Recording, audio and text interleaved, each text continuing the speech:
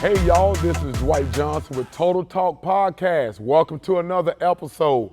But this is just not any other episode. This is a special episode. Why? Because I want to highlight a lot of the young men that's on our wall of fame that went on to college and doing great things. Everybody has a story to tell. As you see, you can probably see it on my chest. Trust the process. And every young man has to trust the process at some point. Not just young men, but young women as well. But I have some special young guys here today. They're very close to me, very dear to my heart. They always come back and show total athlete love, just put it that way. And I want them to come up and talk about their process because remember this, it's a mentality that makes you great. I don't care if a young man is getting ready to go to Alabama and a young man's getting ready to go to Albany State. If they have the same mentality, at some point their path is going to bend and they're going to meet at the top of that mountain. You understand? Because you must also remember this. You got to have a goal in mind. Always have a goal in mind. Think of the end goal, then go back to the beginning of your path and say, you know what? I can trust the process because I'm willing to go through whatever it takes. Everybody's path is not paved with gold. Everybody's path is not D1 Power 4 or FBS, but I tell you what, if they have the right mindset, listen, they can succeed just as much as that young man that went to a Power 4 school. So these are young guys, listen, I hold high regard for because I believe that God has a special plan for their lives and they're going to do some great things in the sports world, especially in football and in life. So at this time, there are four young men that I'm going to be calling up. The first one will be Jamal Bean. He's a running back at Georgia State. The second one will be Amir Walton. He's a defensive tackle at Albany State. The third one will be LJ, Lamone Hill Jr. Lamone Hill Jr. is a defensive end, all-conference player at Johnson C. Smith in North Carolina. And the last one, not least, is Andrew Martin. Andrew Martin is a defensive player of the year at Stetson College in Florida. Stetson College in Florida. Andrew Williams. And he made defensive freshman of the year his freshman year. So we're going to call these young men up one by one. And I'm going to let you hear their story because each one of them has a unique story to tell about how they trusted the process, okay, to get where they are today. All right, so we're going to look into the stories of these young men. Let's take a look. How you doing? We here with Jamal Bean, running back from Georgia State. I would say I fell in love with the game probably around 8th grade when I really knew I could do something with this, I would say around 8th grade, I started working out with the high school, Dutchtown High School, in 8th grade. I actually played in the spring game, got a little bit of touches. I knew I wasn't feeling myself yet, but I knew I was going to be able to do something, especially at an age like that, playing with high schoolers on the varsity squad. Right. So it's like, I would say I got to the high school, ended up starting probably like 5th, 6th game of the season, 9th grade. And that's when I knew I was going to be able to really do something with this. And I just took advantage of it in every way possible. I ended up getting my first offer after my 9th grade season, going into the 10th from Georgia Tech. So Georgia Tech, it was a good way to start off. I'm like, okay, Georgia Tech, P5, D1 right here in the city. So I'm like, okay. I like it. I do.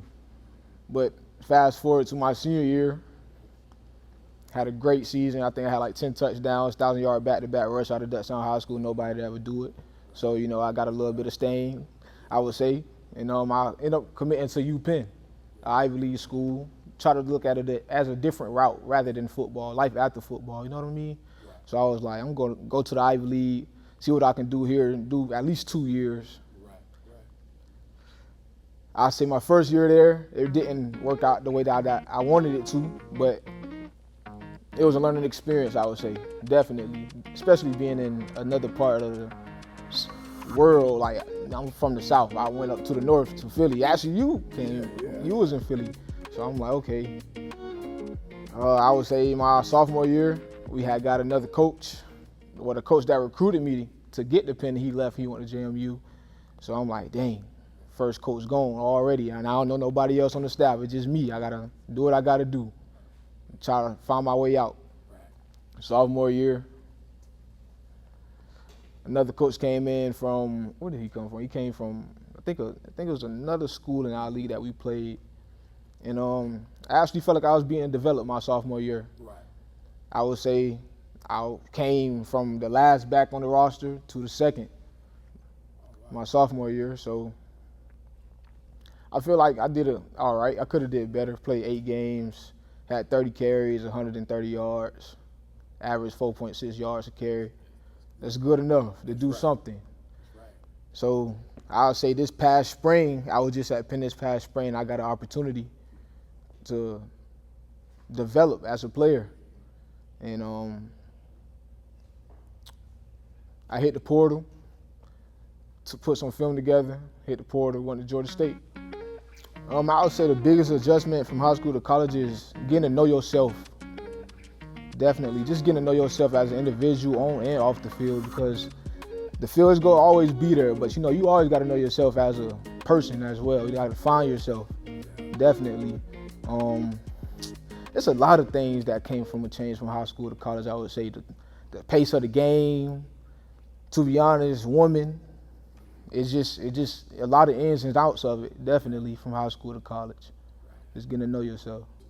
I feel like it's definitely a type of situation where you got to wait your turn. You got to sit back and watch, because you got to think about it. You coming in fresh, it's already older players that have been here before you. They know the playbook.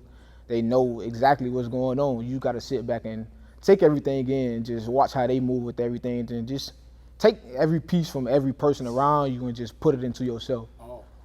Just always pay attention to people, always. So my freshman year, my GPA, it started off high. I started off with like a 3.25, something like that. I believe it was a 3.25. That's good. My freshman year. Sophomore year, when I started playing more and I was focused morely on football than school, it's like you got to come to a balance. Right. You definitely got to come to a balance, because at an Ivy League school, the workload is heavy, heavy. Definitely heavy, back to back work. You always got something to do. You never not gonna have something to do. I would say I'm excited to be at Georgia State because family's near. Everything is just near. Just feel exactly where I need to be. You know what I'm saying? Foot in the dirt, at home, ready to get to it, ready to get to work, and just show what I can do at the next level. What's up, everybody? How you doing? My name is Amir Walton. I play defensive tackle for Albany State University. I'm a redshirt freshman. I developed my mindset that I developed is a kill or be killed mindset. Dog eat dog world, The mindset that I have is the best man gonna win, and whoever put the most work in off the field gonna win on the field, So that's really the kind of mindset that I have developed for myself. A quick little takedown of my journey. Came into high school with football. I was a kid who loved football, but I ain't really know too much about like college and stuff like that. So, 9th grade year, goofed around and stuff. Didn't really play that year because of grades. Then 10th grade year, knucklehead stuff, got into it with somebody. Kicked out of school, missed out on football for 2 years straight. And honestly, that it shifted me to a mindset where I was like, this is something that I want to do for real, So it was like, missing out on them 2 years, it made me really sit back to myself and really lock in with myself. 11th grade year, I came back with the mindset that I wasn't gonna be stopped. Had a good season 11th grade year, got a lot of attention within 1 year.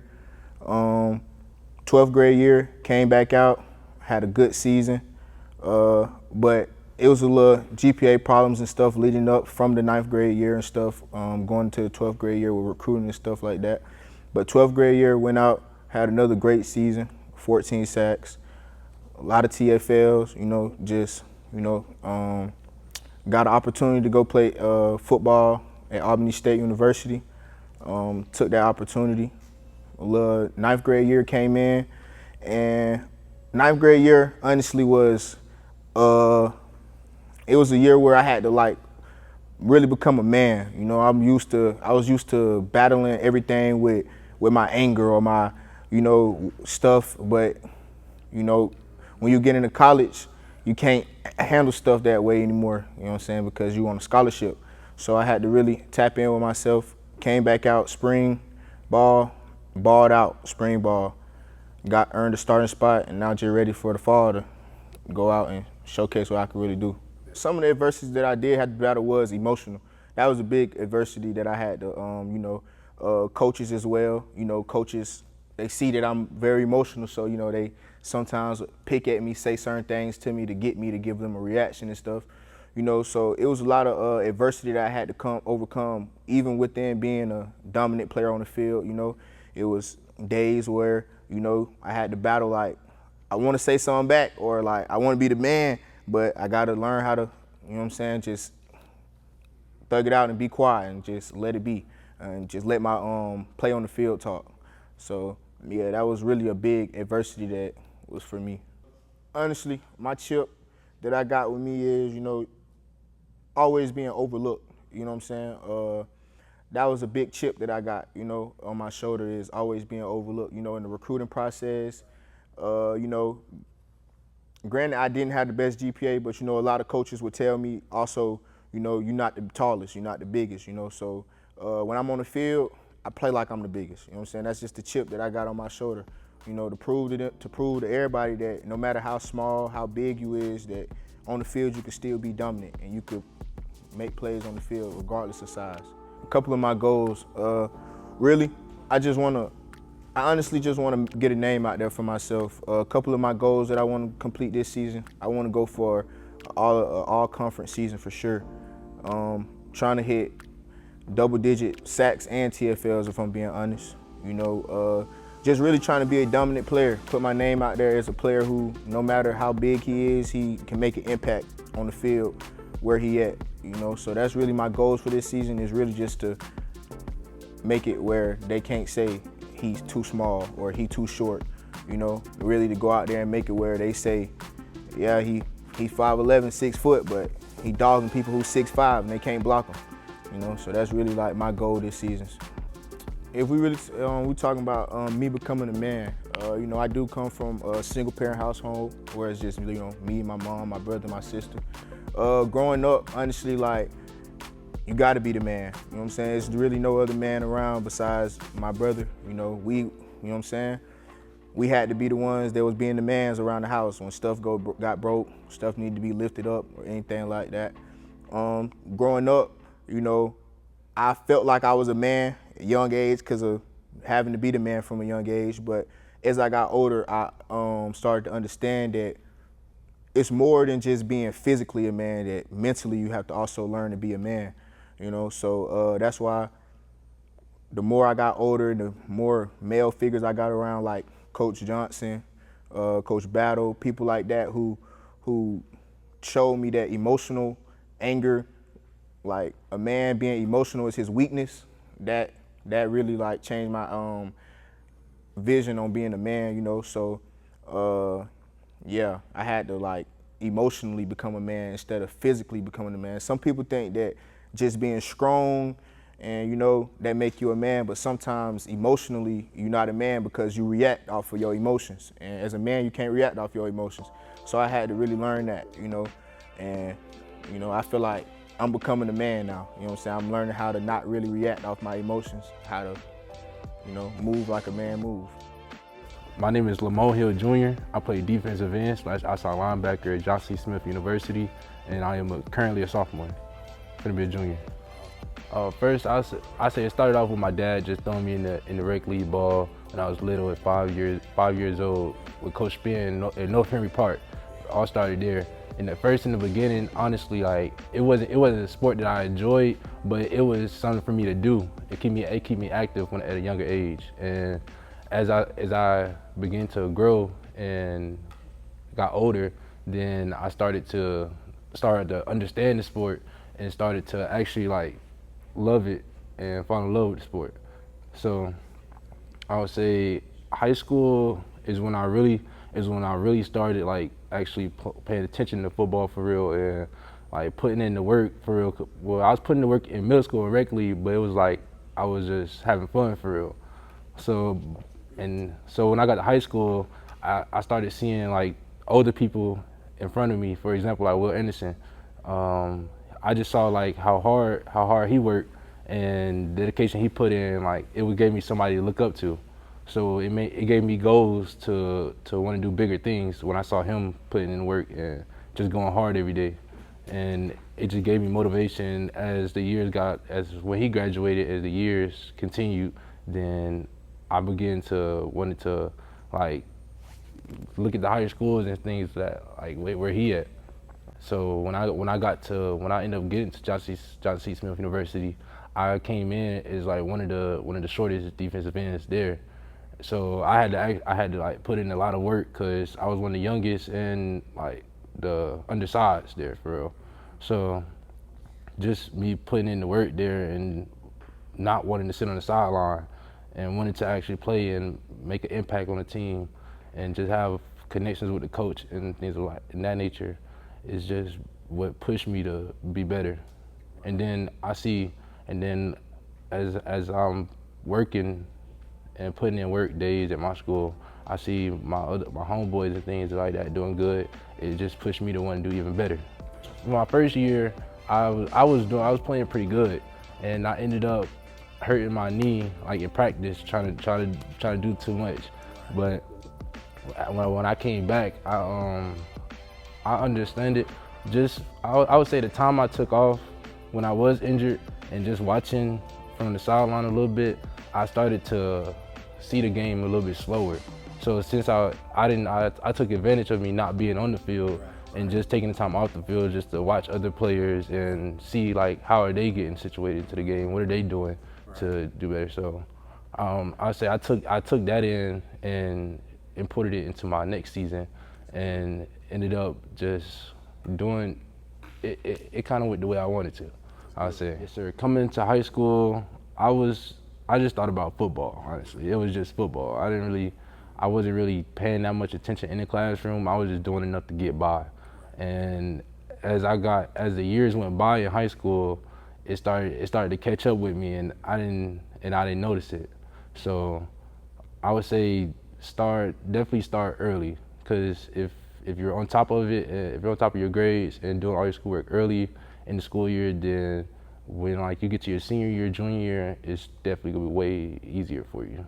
When our head coach left at Dutchtown, then I was definitely trying to debate on if I was going to stay or if I wanted to go to another school. But I ended up choosing to stay just because of my teammates and just me wanting to make my own name for myself. I didn't want to feel like I was following around like where all the scouts and stuff going. I wanted to make scouts come to me. So, yes, sir. Y'all ended up going fourth. Talk about y'all ended up going fourth. Oh, yes, sir. And that year was I would say it's probably one of our best years. We ended up making it all the way to the Final Four. Like we made history that year. Yeah. So I would say I'm very glad that we made the decision to stay. The program that I had in high school, when I transferred over to college, I would say it was kind of the same program. I had to adjust. So it was just like, it was all about me making a name for myself. And I feel like when I was at Dutchtown in high school, it was like head down, just straight grinding. So when I got to college, it felt like the same thing. It wasn't something I couldn't change, because it was head down, time to work, you know. So like when it was signing day, and I was trying to figure out what school I wanted to go to, then Johnson C. Smith came at like the very last moment, and they called me, and like it was just like the energy that they had on the phone, and when I talked to them face to face, it was like I felt the connection. So, I mean, I wanted to go. Of course, everybody wanted to go to the Power 5, the SECs, and those big schools. But I felt like me going to Johnson C. Smith was a better route for me, just because it made me want to work harder. It made me feel like I didn't accomplish anything yet. It was just the beginning. Yes, sir. What's up, man? My name is Andrew Martin. I go to Stetson University. I'm a sophomore, and I play linebacker. Overachieve means, and it can mean a multitude of things. But for me personally, is just going outside the box. You know, what my mom used to tell me, try to think outside the box, go over and beyond what you normally do, stretch the bounds, go past your limits. You know what I'm saying? So I feel like that's what overachievement means to me. Man, yeah, it's crazy. Coach Dwight's been with me for a long time. I didn't even play football until I got to, I'd say about 8 years old. I was playing baseball originally. And so, I started playing at 8 with North Henry Tigers up in Stockbridge. And then I was like you said, I was a D lineman. Played like nose and a little bit of end. And then once I got to high school, they asked me to play linebacker, so I ended up slimming out, getting a little bit taller. So I came up here with Coach Dwight with the gym. He did his best to get me going. And he put a lot of work into me. I put a lot of work into myself. So ended up playing as a freshman. A lot of people don't get to do that in high school. Ended up getting a senior spot. Just taking off from there. Got first team as a freshman in high school. Get to my sophomore year, ended up getting Defensive Player of the Year. Junior year, I ended up getting it again. And then my senior year, got first team region. Really got stolen from me. I should have got it again, but it was a dog who had it. So Tyler Moore, shout out to him. But it's been a good process throughout my high school. It wasn't easy because I didn't come from a winning school, but I just made the best of where I was at and did what I had to do, even though it wasn't really great there. So it's been a real fun ride. I'm the first to graduate from my high school, McDonald High School. So it wasn't really a lot of people coming there. They didn't know about it. So it was tough getting different people to come through, as far as recruiting and stuff like that. Now I did bust my butt, go to different camps. Shoot, I thank my mama to this day, driving me each year in and out, going to different camps, trying to put myself on the radar, do what I had to do to get looked at. And just Stetson came one day, I think it was probably my second D1 offer, and they was really built into me. And so once I knew I wanted to go there. Once I saw the campus and everything, it's real sweet. So I just knew I wanted to take off from there and start there. So if you ask me who I credited my success to, it would be straight up God. This thing we call life, it's built me to who I am today. Now, of course, I had my angel, my mom, single home, but really God put obstacles in my way to build me who I am today. So that's who I really go for when I think about who I credited to. I'm going into my junior year. It's a big season for college athletes, mostly that junior year. So I'm looking to dominate where I'm at, be who I am, who I always am to be. And I'm shooting for All-American, man. I gotta put people on the notice so I can go big from where I'm at and just try to work my way to the NFL. Okay, so some of the accolades I have coming in as freshman, I really didn't know if I was gonna play or not. They told me I was, but how recruiting and stuff go. So I just got the greatest opportunity of a lifetime. God, I don't pray hurt on nobody, but it was a senior in front of me who got hurt, and a couple other guys who got hurt. So I had the opportunity to step up. Played the rest of the 7 games out of 12, and ended up getting Defensive Player of the Year my freshman year in college at Stetson University. And it was a blessing in disguise. I didn't even know it was a thing. It just came out of nowhere. I had people calling my phone, telling me about it. My mentors and my coaches, and they, to be recognized that way, the whole PFL has to see you. So to get that was definitely an honor. Man, I tell you, man, it was good talking to my young guys, my college guys. They did such an awesome job, just telling their stories of how they made it to where they are today. These young men, look out for all 4 of these young guys. They're gonna do some great things, not just on the football field, but in life. But let's transition over. I'm big on giving messages and things like that. When I'm talking to my football guys or any athletes that I'm training, I like to give them something that's gonna stick with them. And this is one message that I was telling my athletes the other day. I said, there are 4 imposters that you must defeat in order to live a victorious life. The first imposter is yourself. You got to defeat that. The second imposter is man. The third imposter is mediocrity. And the fourth imposter is life. Now those 4, when you defeat those, you can live a victorious life. Understand this. Every time you get up in the morning, you're going to face yourself. That person in the mirror, that woman in the mirror is going to tell you a lot of things. And sometimes it may talk you out of your dreams. Sometimes that imposter may make you second guess yourself. May tell you that you don't have it or you don't have what it takes to be successful. The only person you have to defeat and convince that you are greater is yourself. You don't have to tell anybody else, but every time you get up in the morning, you got to let that person know that, hey, listen, I am more than enough. You understand? And the second person, imposter, that you have to defeat is man. Man is there, but man is the weakest of them all. Everybody know man is not God, but a lot of times man will try to hold a bar over your head and tell you how high you can go.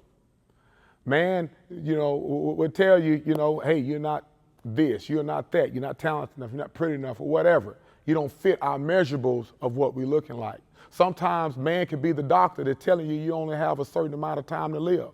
Sometimes man can be a coach that's overlooking you.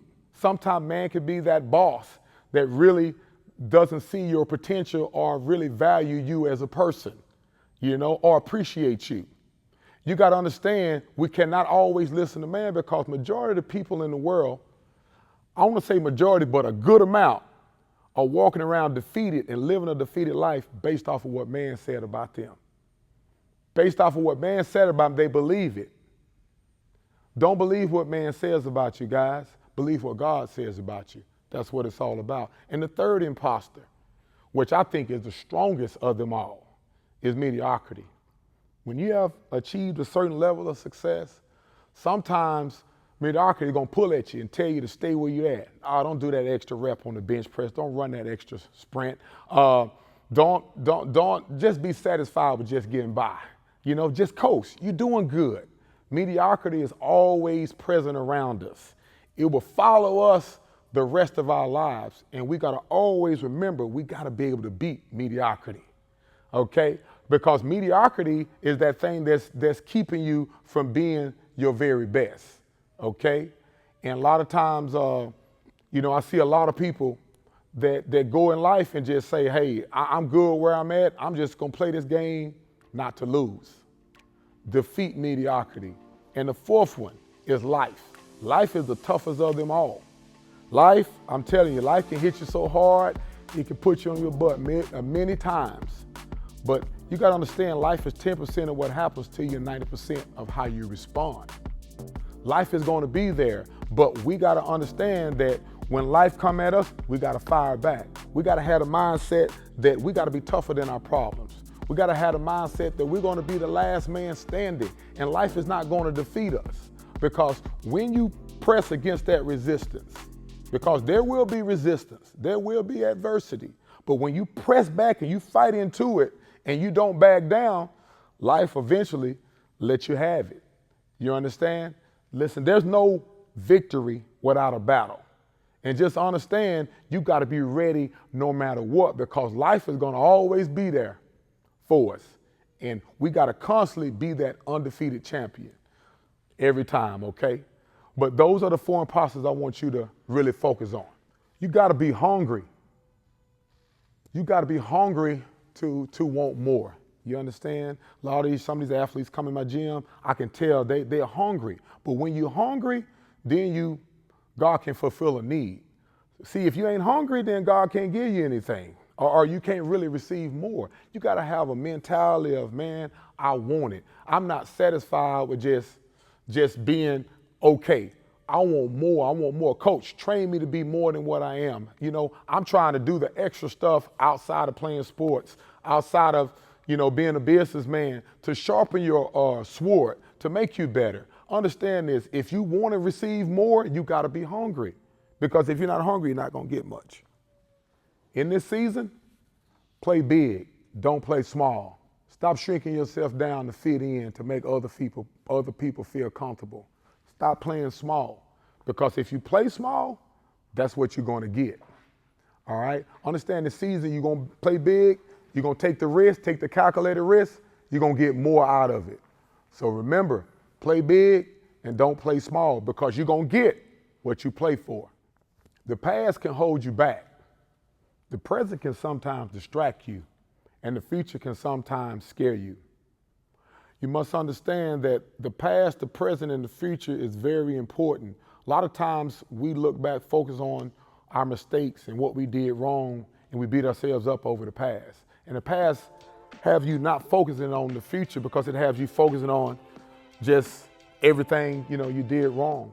And sometimes it's past traumas that people are tied into that they can't move forward, or whether it's unforgiveness, they can't move forward because of the past.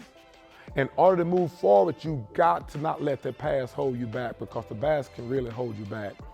And moving forward, the present, sometimes we have so much stuff that's going on in our lives, man. I mean a lot, from work, from business, just from day-to-day hustle and bustle. You can't lose focus of your goal. You hear me? Or get distracted because of life situations. Life is going to happen, all right? And we must be able to focus in on the present and maximize the moment at that time, okay? And the future.